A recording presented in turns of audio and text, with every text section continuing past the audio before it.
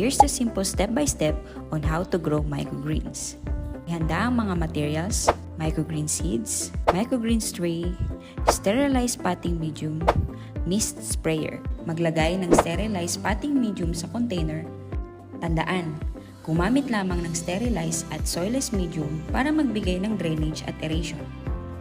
At i-spread ang mga seeds evenly. Make sure na hindi ito overlapping o crowded. Takpan ng kaunting soilless medium. Diligan gamit ang mist sprayer. Takpan ito ng clear cover o kahit na anong pantakip para mapanatili lang ang moisture nito. After nito, ilagay sa madilim na lugar. Check every day kung nag-germinate na ito. I-expose ito sa liwanag after 2 to 3 days o tingnan kung mag-sprout na ito ng 2 to 3 centimeters.